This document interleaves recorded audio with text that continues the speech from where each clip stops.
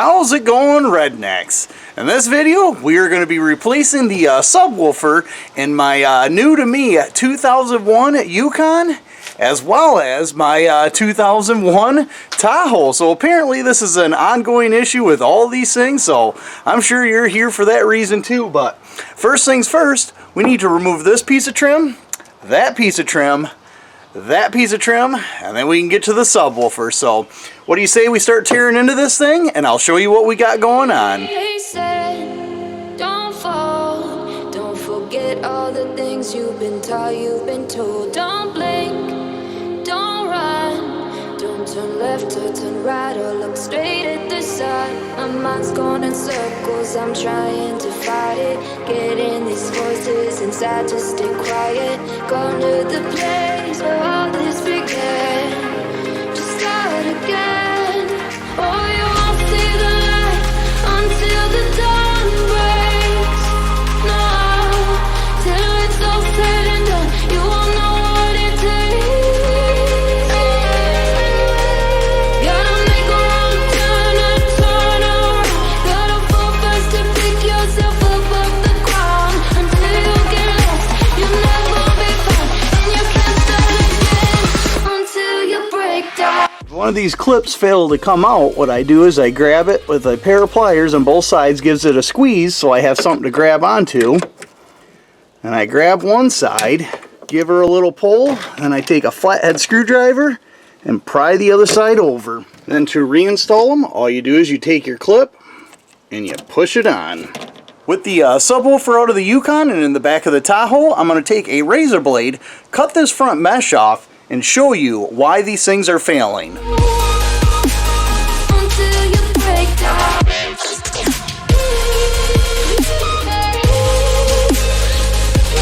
Well, there you go. With the screen cut away, you can clearly see the foam around the edge of the subwoofer is all deteriorating, and it's actually tears really easy.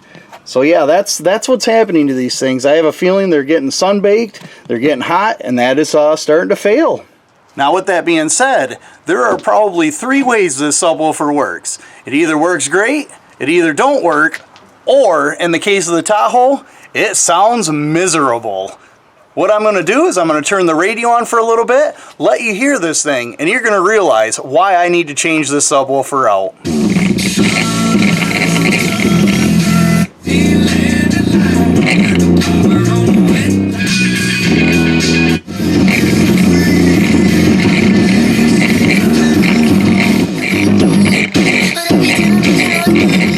With how bad this subwoofer sounds, I'd be better off disconnecting it. So let me get this one removed, and then I'm going to show you what I have in plan for both these subwoofer boxes.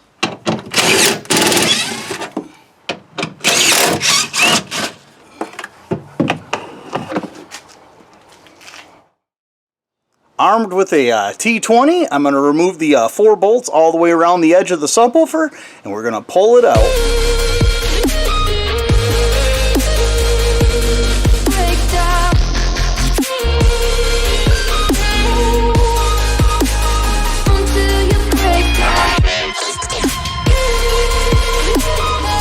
With both boxes empty, these are the subwoofers I'm going to be replacing the factory ones with. This is a kicker that was $72 on Amazon, and then a Planet Audio that was $42 on Amazon.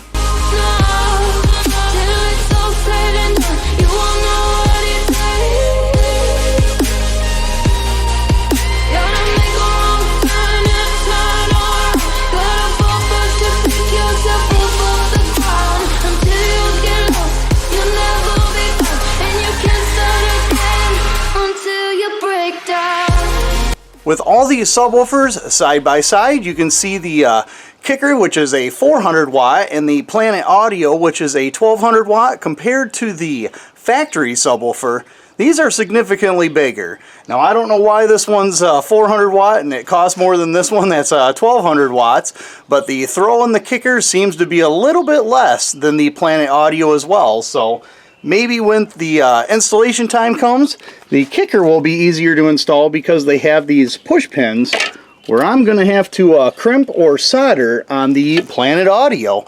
Plus, as you notice, the Planet Audio has a protective ring. We won't be using that in this application, but it is nice for anybody who wants to buy these. And just as a reminder, these are 8-inch subwoofers. So what do you say we get to try and install these things and see what they sound like?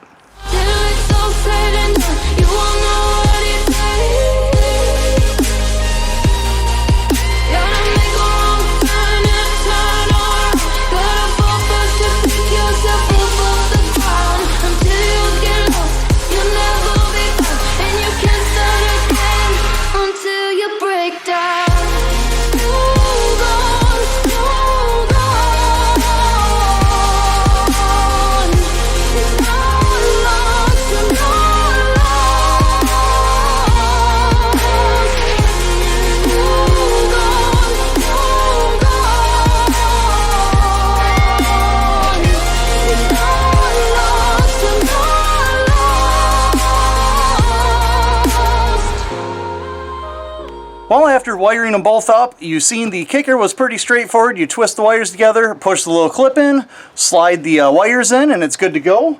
The Planet Audio, although I had to solder the wires on, wasn't that big of a deal, because the bigger deal is the Planet Audio one fits in the subwoofer where the kicker doesn't. It doesn't actually clear the edges. See how the Planet Audio one there is sitting right in the edge all the way around? Yeah, the kicker will not fit. So what I'm going to have to try and do is rip this plastic ring off to expose the steel ring that's part of the speaker itself. So let me see how easy this will come off, and I will get back to you.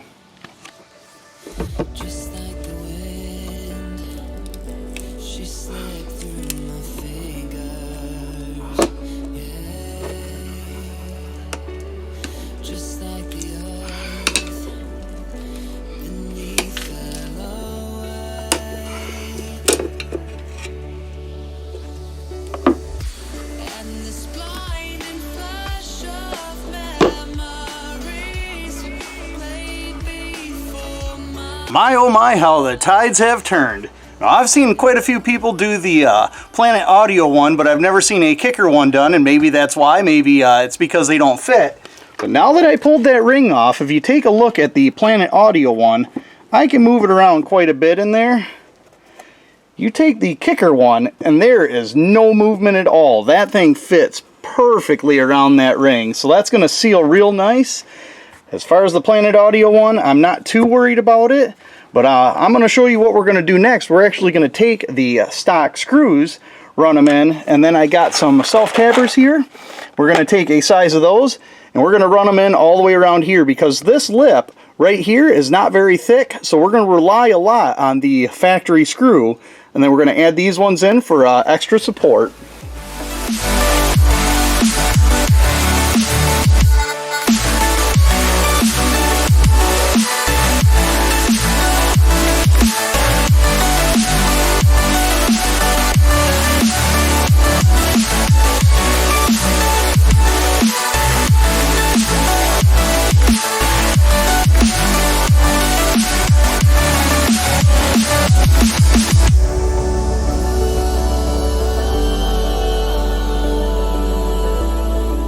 Well, there we go. With the subwoofers wired and all of them bolted in, I can finally test them. And the screws I used were number 10s, and they were 1/2 inch long.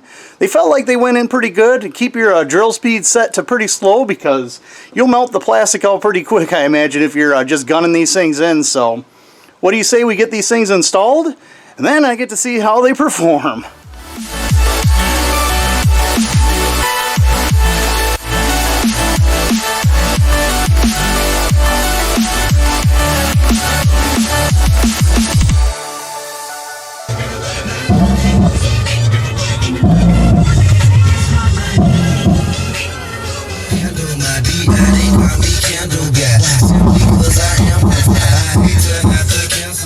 Well, unfortunately, YouTube will not allow me to play much music, so all I gotta say is the kicker and the Planet Audio perform about the same. The kicker I actually don't like as much. I almost like the Planet Audio just a little bit more, but I imagine the kicker in the long run is going to last you longer. So with that knowledge, hopefully you guys can do this yourself and replace that junk subwoofer in the back of your Tahoe or Yukon. I will say the Suburban and the Yukon XL, from what I've read online, they have shallower boxes, so I cannot guarantee the fitment of either one of these subs in them boxes. You're going to have to do your own research on that, but with that being said, hopefully you guys enjoyed the video. Like, comment, share, subscribe, and get back to work.